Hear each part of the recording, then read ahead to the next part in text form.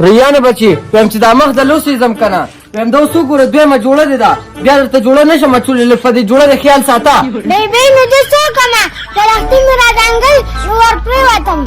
چپ شه رښتینه کا ویم که بیا دې کپړې سټارټ کړه که نه دا بانې دې نه منم بیا توتي ګل څه شو بیبي توتي ګل وختي داسې کمرې ته ننوتې وې وي ځان تیارومه او اوسه پوره پته ونه لګېده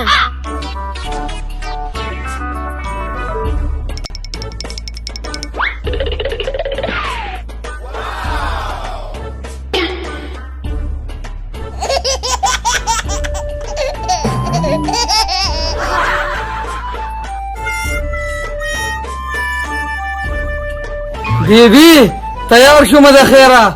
هلې بچي تا خو ډېر ښکلي ځان تیار کو ته راشه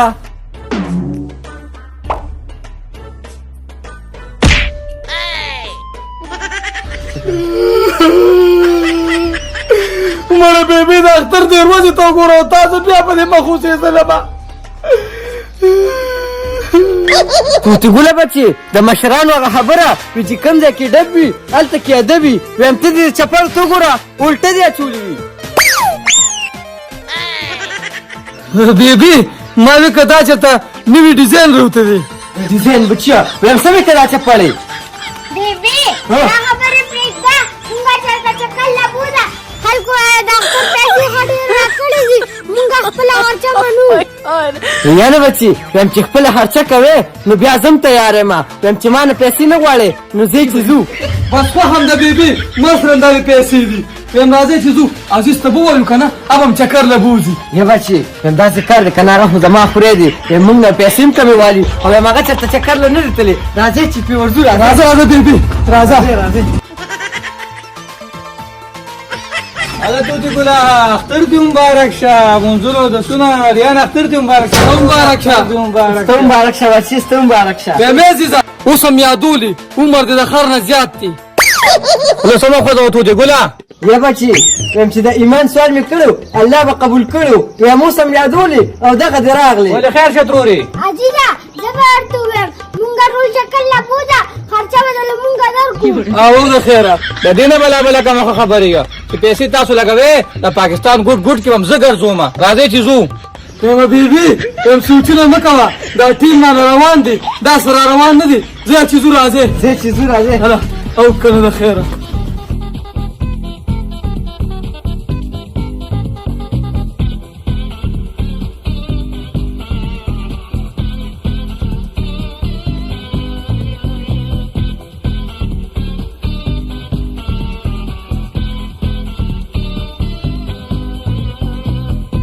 عزیز ودرېږه یا بچي دلته یې څه لوټ کوو بیبي دا ګوره صدریاب را ورسېده یا بچي ویم دلته بلې پرې راغلو بیا ښکلي زیات هم بوځمه نه بیبي او بیبي دلته نه ګورکوزي وښکته په خبره پرېږدې ده ولې ولدا ماشومانان دې خالي کوه که ما دا خو چکر وځلي دا ځه بچي ښکته یې ورکوز راځه بچې راځه دا مې چکر ښکته ورکوزي راځه هله ریانه کینه هله څونه خلک راغلي دي ماشاءالله هله راځئ شابه ځه چلو که نه یا بچي ویم باري مه کوه ها او دا د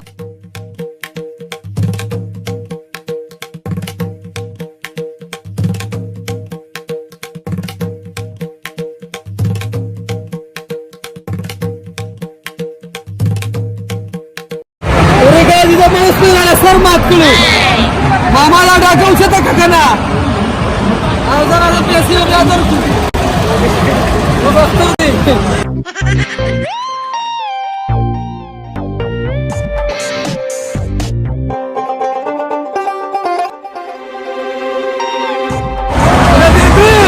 بیبي راځه راپسې هغلته ورځو کښتونه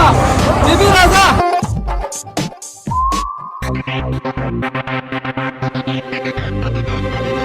بیبي ها بچي یم صدریاب ته راغلي یم او سره د فیملې یو راسره تیو یو راسره ریان دي یا بچي ویم په ارام کښېنه راځه چې ځو کور ته رش ډېر جوړېږي او بیا به غوړې نه شي تللی کور ته هله بیبي مخ پټ که تصویران د خلکو باسي راځه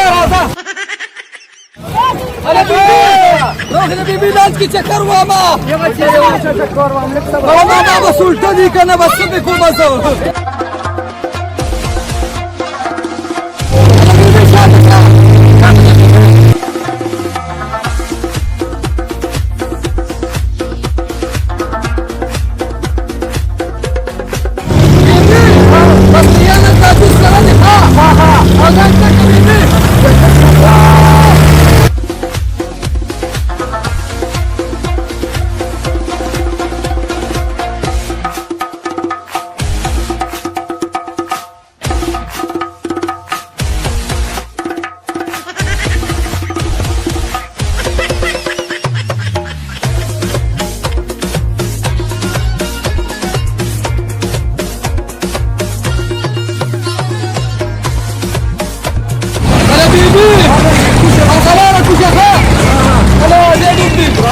جاکټ ورکړه ماما دا واسکټ را باندې خرڅ کړه خو ما سم خوښ شو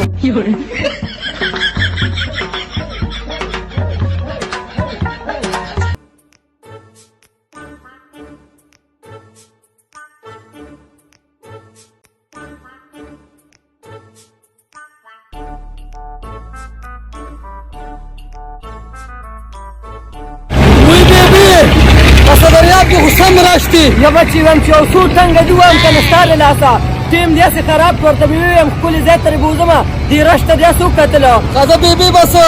عزیز تو وایه چې بس بوم ځي ها یا بچي ټیم مه ورکوه بس ده ها چلو ځه صدریاب السلام علیکم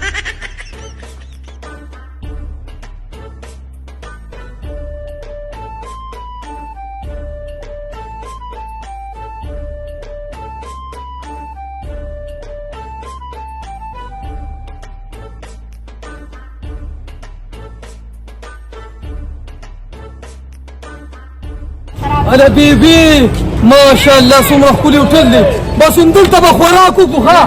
خبرانه پیسې ډېرې زیاتې دي دا خلک دې هوټل ته چې موږ دلته دا دومره ښایسته هوټل دی یا بچي راځه کم یالي راځې چې خوښ زما ګزاره به راسره وکړي اختر دی راځه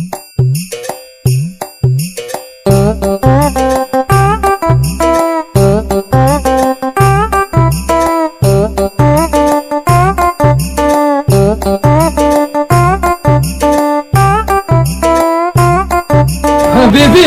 څوک پکې نشته ما وی که زنانه پکې چېرته نه چې په سنډل مې ونه ولي دلته کښېنه دلته کښېنه هغې عزیزه داسې کار وکړه که نه ورشه هغه دې کسان داسې وي ښه ښکلې کاڼي رانه خلاص کړه د چرګوټي راځه سیده زه راځم ځه ورشه ده او بیا چې موږ یې وګرځو هوټل ډېر ښکلي هوټل دی مړه خوله مې خوږي هلې ریانه دا وګوره دې ته څه نوم وایه سرینګ پوره همدا قانون دی دا یک شو راته زه یم هسې یو دوه غوټې پکې وو راښه دا راځه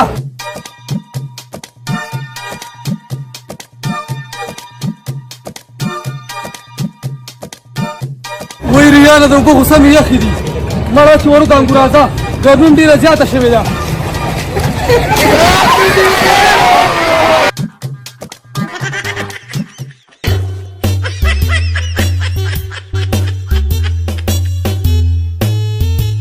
تروري تر هوټل نور کوس پناه شي خو دا راته ووایه اتو دګل وریان څه شو یا بچي هغه خو ورغلي دي که نه د ځان خوږ نه کې ورشه راوله یا ترورې دې ورځو کې اصله پرې دا خو د اختر شپې ورځې کار راغلی نو که زه ورځم چې کښېنه ها شابه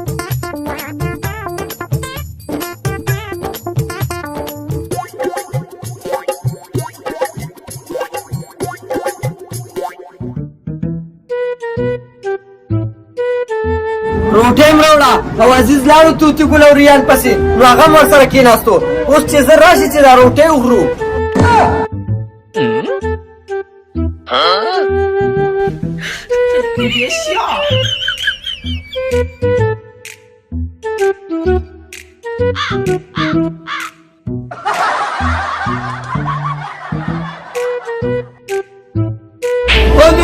ماشاءالله خوراکه تیاره وه یا بچي دا چېرته تللی وې ارې بیبي چېرته تللي وه دغه د سم خوی د اوبو ځای دی داسې به پکې ورغوپه کېږي او بس لام به پکې نه یاره توتي ګله بچي دا روټۍ خورو نو بیا ما ته مخایه بسم الله کوي بس بیبي بسم الله کوو بې خو د پیپسي بوتلو ماما بوتل ورسره راواله بیبي اختر کې را د خلکو خو ډېرې پیسې را کړې دي دغه دی دا خلک چې دا نه زر راځي نو بسم الله وغلا برکت الله وال عزیزه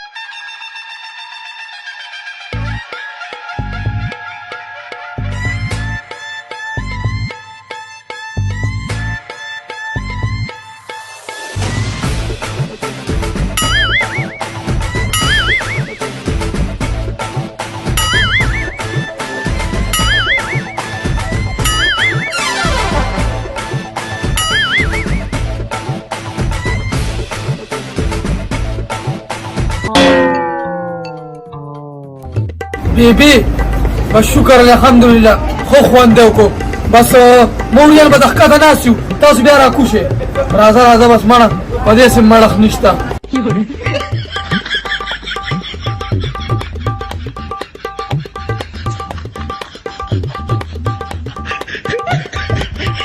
ټولې توتي ګل وریان خو هغه دي ناست دي او کنه بچي راځه چې ورکو شو الا دې سیمینګ پول ته وګوره دې ته ټول توتي ګل ریا راغلي او کاندې نه مې اوس راوستل کنه اچ ورته تر راځه چې ګور څنګه دی بیبي شابه کنه سر را کوجا نا وخت دی درځو بچي وایم لیک صبر وکړه راځه اوس چې وی لا وخت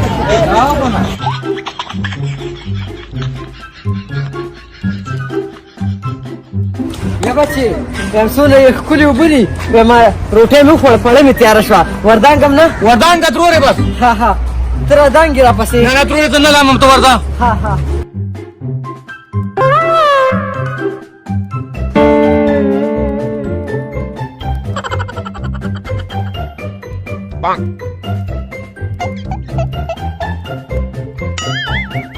یا الله خیر تا تو خو مې بیخي په دې اوبو کې غیبه شوه یا الله شکر دی ترورې شکر چې راښکاره شوې زه خو یې د یېرې مړ کړم یا بچي وایم په اوبو کې رانه چشمې روکې شوې وایم هغې پسې ګرځېدم خو وایم ساه مې ختمه شوه نو واپس اوچته شوم او چشمې مې ونه موندې یا ترورې چشمې به د نورې والمه خو ستره وخېدې چې ځو ناوخته دی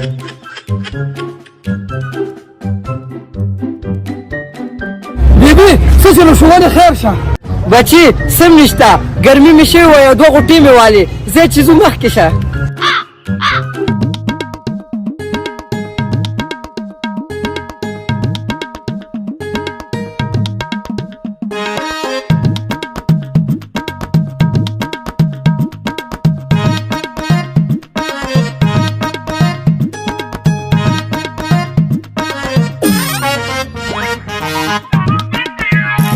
اله بیبي ماشاءالله دا خو دې سم ښکلې ځای ته راوستې یا بچي ما تا ته نه وې چې ښکلې ځای ته دې بوځم راځه مخکې ځئ نو ګوره راځه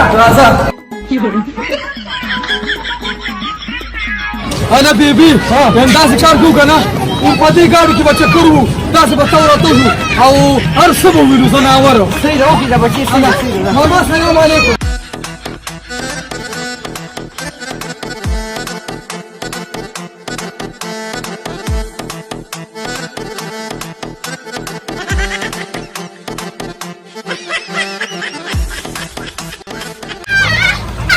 اله بیبي ماشاءالله څومره ښکلی خوند دی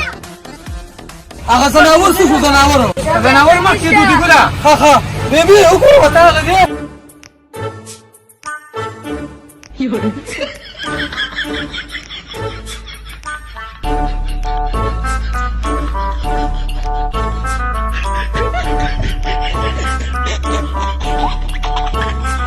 توتي ګله بچي هغه وګوره که نه زمري او شیرانو ده دي ځای مخکې ځای نور هم سم درته ښیمه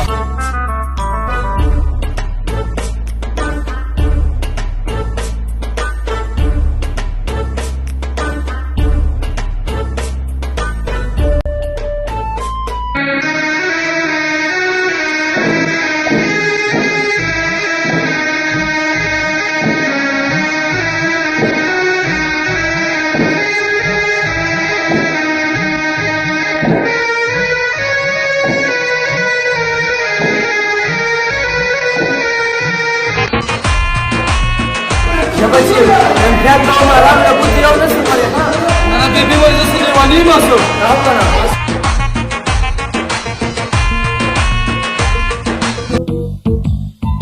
یا بچي باران دې ولیدلو وای بیبي دا څومره غټ غټ باران و ځه نور هم سم درته ښیم ځه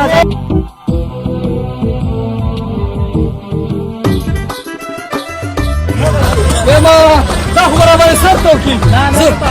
زه داسې کار کوم زه هغه ځای ته ورځم نه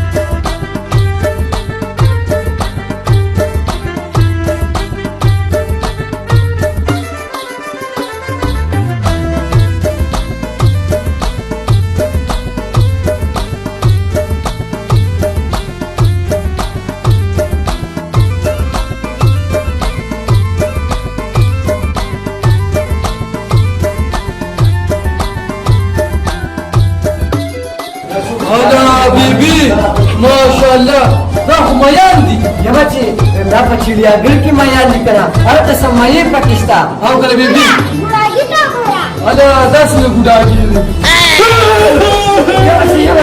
ما يلقى لا استنى عم خسك انا ولا يلقى هذا ما مشاركتي. يا بس بس ما يا رواه. السلام عليكم. سلام عليكم. انا في بهزة.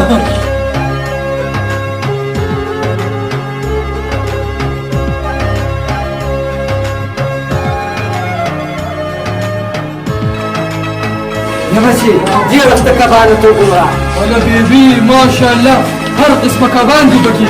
ولا قراني ماما. يا بس لا تقولها سكه هو اللي كنا بيبي. او كان ما يقول انا اخو شيشه بنتي. او كنا مال بيبي زي خلق يا رضا خوشي شلا.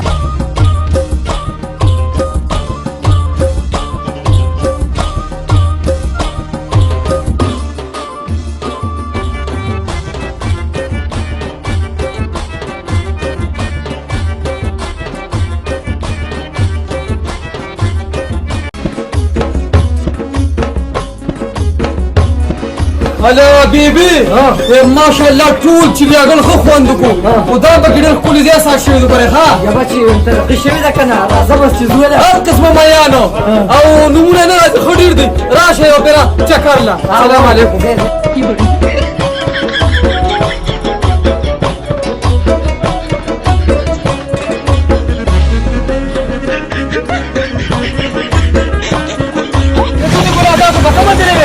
مړه ته موږ کوم ځای کې روک شوې مړه د ډېر زیات راشو بس ما وې زبا زبا ته پکېټ ودرېږم دی به راځي انتظار دا دې نرتوب کړی چې پکېټ ولاړې بیبي نا وخت دی ځای چې زو کړی غاړي تخیل زين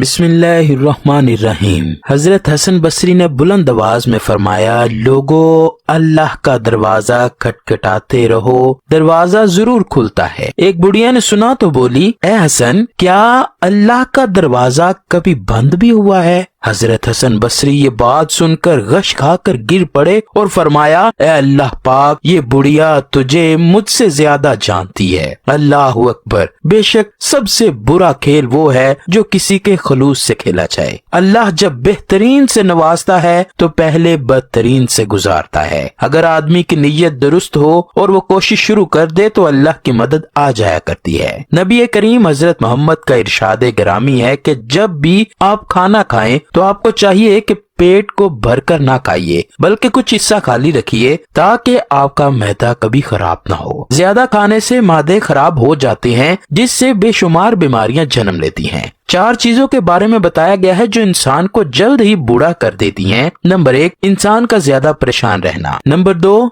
ज्यादा से ज्यादा गम से वाबस्ता होना। नंबर 3, इंसान का कई दिन तक भूख बर्दाश्त करना। नंबर 4, इंसान का रात गए तक जागते रहना। 4 चीजें ऐसी बताई गई हैं जिस पर अमल करने से इंसान के चेहरे मुबारक पर रौनक और नूर आ जाता है। वो 4 चीजें ये हैं। नंबर 1, परहेजगारी। नंबर 2, एक इंसान का दूसरे के साथ वफादारी करना। नंबर 3, इंसान का रहम दिल होना। नंबर 4, बगैर मांगे हाजतमंद की जरूरत पूरी करना। रसूल अकरम ने फरमाया कि 4 चीजें ऐसी हैं जो इंसान को बदकिस्मत बना देती हैं। नंबर 1, जब इंसान को अल्लाह के खौफ से आगाह किया जाए तो उसकी आंखों से आंसू न आए। बेशक हर इंसान को हर वक्त अल्लाह के खौफ में मुब्तला रहना चाहिए, भला इससे बड़ी भी कोई बदनसीबी हो सकती है कि जब इंसान अल्लाह से डरना बंद कर दे और इतना बेखौफ हो जाए कि उसकी आंखों से आंसू भी न टपके। नंबर 2, इंसान का सख्त दिल हो जाना, यानी दूसरों की मजबूरी समझे बगैर अपनी बात को मनवाना और इतना तंग दिल और सख्त दिल हो जाना कि किसी के लिए भी नरम गोशा न रहे। बड़ा ही बदनसीब होता है वो शख्स जो अपने घर वालों के लिए ही सख्त दिल हो जाता है। नंबर 3, इंसान का लंबी उम्मीदों से वाबस्ता होना, यानी कि इंसान ये बात कहे कि मैं फलां साल आने से पहले ये काम करूं जिससे मेरी दुनिया संवर जाए। वो ये बात भला कैसे कर सकता है कि उसको मौत भी आनी है, क्या पता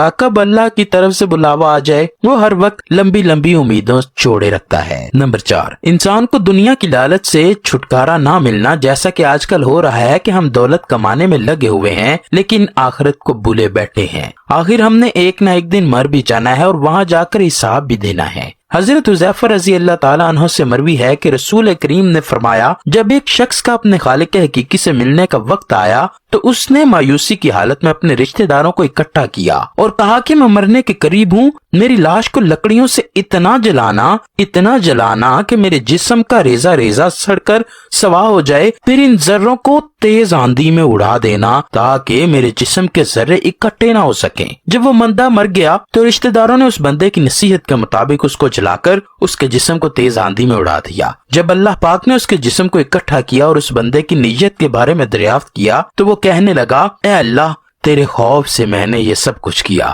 تو اللہ پاک نے بندے کا یہ جواب سنتے ہی اس کو بخش دیا۔ حضرت ابو ہریرہ رضی اللہ تعالیٰ عنہ حدیث پاک بیان کرتے ہیں کہ 3 لوگ ایسے ہیں جن کی نہ تو کوئی نیکی قبول ہوگی اور نہ ہی نماز قبول ہوگی۔ نمبر 1، ایسا غلام جو اپنے مالک سے بھاگ گیا ہو جب تک کہ وہ اپنے مالک کے پاس واپس نہ آ جائے، تب تک اللہ پاک اس کی نہ نماز قبول کرتا ہے اور نہ ہی کوئی اور نیکی قبول فرماتا ہے۔ نمبر 2، اس عورت کی کوئی نماز قبول نہیں ہوتی جس کا شوہر اس سے ناراض ہو۔ نمبر 3، ایسا شرابی جو ہر وقت اپنے نشے میں مست رہتا ہو۔ اس حدیث میں ہے کہ اللہ نے مرد کا رتبہ عورت کی نسبت زیادہ بلند کیا ہے اور مرد کو عورت پر غالب فرما دیا ہے۔ اللہ کا فرمان ہے کہ اگر میں دنیا میں کسی کو سجدے کا حکم دیتا تو بیوی سے فرماتا کہ اپنے شوہر کو سجدہ کرو۔ نبی کریم کا فرمان ہے کہ عورت کے لیے اس کا شوہر دوزخ اور بہشت بھی ہے، تو اپنے شوہر کو راضی کر کے جنت میں اعلیٰ مقام حاصل کر سکتی ہے اور اپنے ہی شوہر کو ناراض کر کے دوزخ کی حقدار بھی بن سکتی ہے۔ اللہ پاک نے مرد کو اتنا بڑا درجہ عطا کیا ہے کہ عورت کس طرح اپنے خاوند کو ناراض کر سکتی ہے، اور اگر ناراض کرے گی تو اپنا جنت کو ٹکڑا کر وہ جہنم میں اپنا مقام بنائے گی۔ نبی کریم نے فرمایا کہ خدا نے 3 آدمیوں کا گھر جنت میں بنایا ہے۔ نمبر 1، ایسا انسان جو حق پر ہوتے ہوئے بھی اللہ کی رضا حاصل کرنے کے لیے دوسرے بندے سے جھگڑا ختم کر دے۔ نمبر 2، ایسا شخص جو اپنے دوستوں سے مذاق کرتے ہوئے بھی جھوٹ کے پاس نہ جائے۔ نمبر 3، ایسا شخص جس کے اخلاق اچھے ہوں۔ حضرت سیدنا امامہ رضی اللہ تعالی عنہ نبی اکرم کا ارشاد بیان کرتے ہوئے فرماتے ہیں کہ اللہ پاک نے ایسے بندوں کا گھر جنت کے بالکل درمیان میں بنا رکھا ہے جو حق پر ہوتے ہوئے بھی دوسروں سے لڑائی جھگڑا نہ کریں بلکہ سب کچھ اللہ پر چھوڑ دیں کہ اللہ بہتر کرنے والا ہے۔ ایسا شخص جو دوسروں کے ساتھ مذاق کرتے ہوئے جھوٹ کبھی نہ بولے، ایسے انسان کا گھر بھی جنت کے وسط میں تعمیر کیا گیا ہے، اور جو اچھے اخلاق کا دامن ہاتھ سے نہیں جانے دیتا۔ حکماء کے مطابق 4 ایسی چیزیں ہیں جو انسان کو بہت جلد بیماری اور پریشانی کی طرف لے جاتی ہیں۔ نمبر 1، زیادہ باتونی ہونا۔ نمبر 2، بہت زیادہ سونا۔ نمبر 3، زیادہ کھانا۔ نمبر 4، لوگوں سے زیادہ میل جول رکھنا۔ 4 چیزوں سے رزق میں کمی آتی ہے۔ نمبر 1، فجر کی نماز ادا کرنے کے بعد سورج نکلنے تک سونا۔ نمبر 2، نماز کو چھوڑ دینا یا نماز کی پابندی نہ کرنا۔ نمبر 3، کسی کو دھوکہ دینا۔ نمبر 4، ہر کام میں سستی ظاہر کرنا۔ 4 چیزوں سے رزق میں اضافہ ہوتا ہے۔ نمبر 1، راتوں کو اٹھ کر نمازیں ادا کرنا، تہجد کی پابندی کرنا۔ نمبر 2، ہر وقت اپنے مال و دولت کی خیرات کرتے رہنا۔ نمبر 3، ہر وقت اپنے گناہوں سے اللہ سے معافی مانگتے رہنا۔ نمبر 4، ہر وقت اپنے رب کا شکر ادا کرتے رہنا کہ اس کے ذکر میں اپنے آپ کو مشغول رکھنا۔ 4 چیزیں ایسی ہیں جن کو مسلسل اپنانے سے چہرے کی رونق ختم ہو جاتی ہے۔ نمبر 1، ہر وقت جھوٹ کا دامن نہ چھوڑنا۔ نمبر 2، دوسروں کی عزت نہ کرنا اور کسی غلط چیز پر ضد کرتے رہنا۔ نمبر 3، بغیر علم کے بحث و مباحثہ شروع کرنا۔ نمبر 4، کسی غلط کام کی پرواہ کیے بغیر ہی اسے کرتے جانا۔ مہمان نوازی کرنا اللہ کی خاص رحمت ہے جو اللہ کے نیک بندوں کا شوق رہا ہے۔ دین اسلام میں مہمان نواز کو بڑے ثواب سے نوازا گیا ہے۔ نبی مکرم صلی اللہ علیہ وآلہ وسلم نے مہمان نوازی کرنے کے بارے میں مہمان نواز کو بڑی تاکیدیں فرمائی ہیں۔ رسول اللہ نے فرمایا جو آخرت کے دن پر یقین رکھتا ہے تو اس کو مہمان نوازی خوب کرتے ہوئے اس کا حق ادا کرنے میں کوئی کسر نہیں چھوڑنی چاہیے۔ پوچھا گیا کہ مہمان کا حق کیا ہے جو ہم ادا کر سکیں؟ فرمایا 1 دن 1 رات اور ضیافت 3 دن کے لیے ہے، اس کے بعد صدقہ و خیرات ہے۔ مسلم شریف کی ایک حدیث میں ہے کہ کسی مسلمان کو یہ حاصل نہیں کہ وہ اپنے مسلمان بھائی کے گھر اتنے دن رہے کہ اس کو گناہگار کر جائے۔ صحابہ اکرام نے فرمایا اے اللہ کے رسول، وہ مہمان کسی مسلمان بھائی کو گناہگار کیسے کر سکتا ہے؟ اس کا جواب دیتے ہوئے رسول اللہ صلی اللہ علیہ وآلہ وسلم نے فرمایا ایک مہمان اس کے پاس اتنے دن ٹھہرے کہ اس کے پاس مہمان کو کھلانے کے لیے کچھ نہ رہے۔